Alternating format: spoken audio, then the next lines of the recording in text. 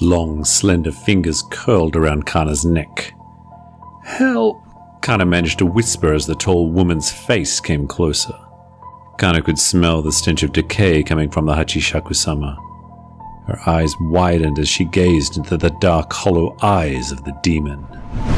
In her eyes, she saw Michi picking flowers in a garden. It was the first time Kana had laid eyes on her and realized that she loved her.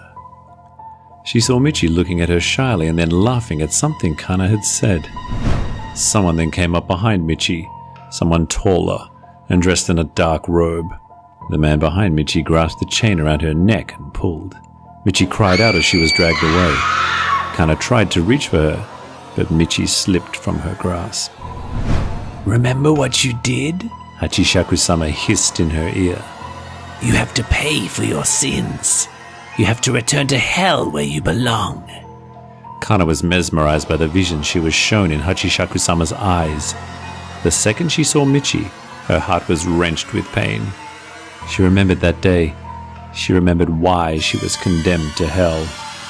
"Hey, let go of her!" The old man tried to swat away at the tall lady, but she merely glanced at him and scoffed. Kana looked at him desperately as her throat constricted and her breathing was restrained. Just for a moment, she thought she saw the old man hesitate and then saw him step back and look away. Her terror surmounted when she realized he intended to leave her. Her eyes began to flicker as her vision darkened, and that's when she heard the incantation. The voice was urgent and low.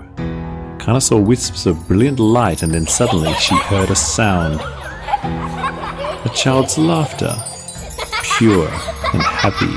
Kana thought she was imagining it all, but then suddenly the grip around her neck loosened. She gasped for breath and watched as the 8-foot-tall lady glided towards the woods. Kana blinked several times, unable to comprehend what she was witnessing. "It's a mirage," the old man wheezed. "A spell that I used. There's nothing more a Hachishaku-sama loves than stalking a young one." Kana turned her head and clutched her painful neck. The Hachishaku-sama was following a child that kept skipping away from her reach. "It will keep her occupied for some time. I cannot fathom for how long," the old man replied. "It will keep her distracted and away from you. Once the magic wears off, however." "She will come after me again?" Kana coughed and got to her feet. She dusted the dirt off her hands. "You couldn't just trap her using your magic?" The old man narrowed his eyes. "You can be very ungrateful." "It was just a question," she shot back.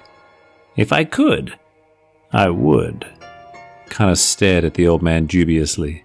The old man began moving again, but Kana didn't follow him immediately. It was true that the old man had saved her, but she couldn't help but feel like he was hiding something from her. "Are you coming?" the old man asked impatiently. Kana dug her feet into the ground. "Why are you helping me?" "Because you need it," out came the reply. Kana was still not convinced. The old man had dragged her out of hell and had saved her from a yokai. She couldn't imagine he would go through that much trouble for a stranger. He needed something. She could sense it, but couldn't imagine what. "Where are we going?" The old man shrugged, causing another clanging sound that made him appear comical. "First, we must find a way to conceal that scar from more yokai attacks.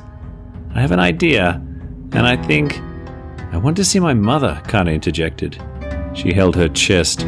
She didn't know why, but something suddenly felt very wrong, and she felt like she was being beckoned home.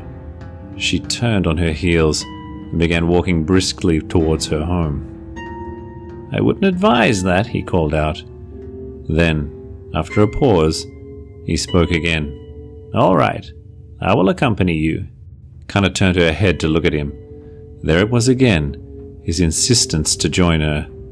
Just as she knew with all her heart that her mother wanted to see her, she also knew with utmost certainty that the old man needed something from her, or he wanted to use her. She would have to be careful around him. Toshihiro was once the most powerful man in the country.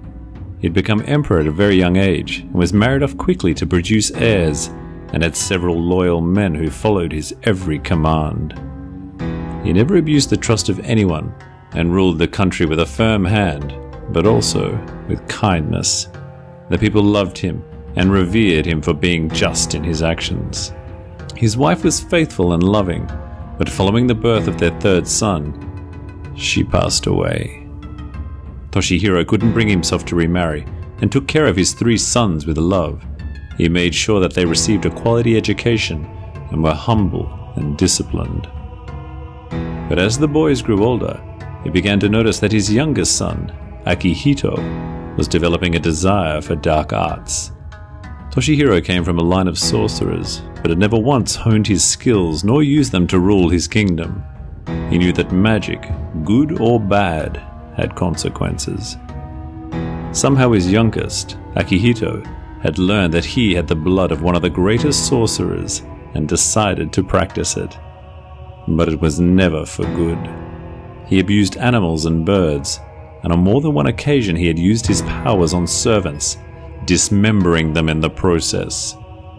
Although he had taken a vow to never use his powers, Toshihiro had to use his magic to help save his eldest son from falling off the roof after being put in a trance by his youngest brother. Toshihiro punished Akihito and had him put in a cell until he promised he would never use his magic again. His youngest son did promise, but it was all a lie.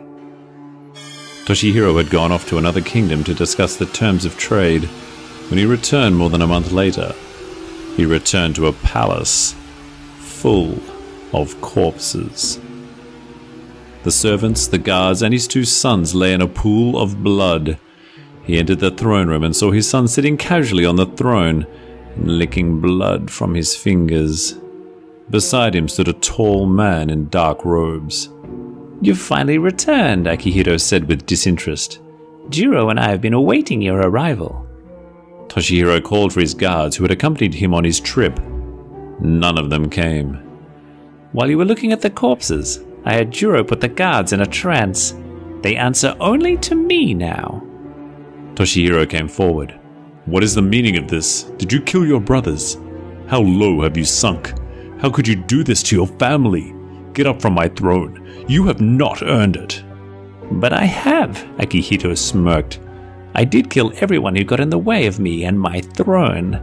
All that is left is you, old man." Toshihiro grew enraged. "I made a promise to never use my powers, but I will willingly break that solemn vow to defeat you." "Jiro!" The man in the black robes immediately stepped forward in front of Akihito and conjured a ball of fire. Toshihiro murmured an incantation, and the fireball was extinguished. Akihito, who had one leg over the armrest and was slumped on the throne, suddenly sat up. He looked nervously at his father and his magician. "Jiro, defeat him! It is an order!" "I am more powerful than him." Toshihiro raised a hand and muttered a spell. Jiro twisted on his feet and fell to the ground. Akihito stood as Jiro writhed in pain. "Stop it at once!" "I'm not the one who started this. I never wanted to use my powers to hurt anyone, but I have no choice but to use them on you. You have dishonored the gift of magic, and who has slain his brothers for the throne. The throne is still mine. I am the emperor." Akihito grew frightened by his father's outburst. He raised his hand and began to utter an incantation. "Jiro, contain him! Say the spell with me," Akihito ordered. Jiro cried out in pain but still managed to recite a spell. Toshihiro came forward and used his powers to slam Jiro against the wall. The magician groaned in pain, then uttered a spell as he tried to get to his feet. Toshihiro raised his hand and began a protection spell for himself when Akihito lunged at him. "Now!" his son roared. Jiro's spell grew louder in Toshihiro's ears. He felt something inside him weaken. "Finish him off!" Akihito demanded. Jiro kept reciting the spell, and Toshihiro used the last of his strength to pull his son away and strike Jiro. Their powers collided, and all were thrown back with the force of the impact. Toshihiro opened his eyes. He wasn't dead, but something was wrong. He felt heaviness in his chest, and his limbs felt weak. He heard Akihito scowl. "That's not what I wanted! I wanted him dead!" "But the power inside him was too hard to battle. This is the best I can do. He can't rule the kingdom like that, can he? Toshihiro tried to get up, and when he couldn't, he looked down at himself, and he saw that his body seemed oddly curved and large. His limbs had shriveled, yet he still had some strength. But deep inside he knew the magic inside him had waned a little. He had been protected from death, but at the cost of most of his magic. Forgive me, Juro pleaded. Akihito took out his sword and decapitated the magician. Toshihiro, realizing he was at a disadvantage, rolled quietly to the side. No doubt his son wanted to use the sword on him next. He winced as every movement cost a great deal of energy. If Juro had been spared, there was still a chance for the magic to be reversed.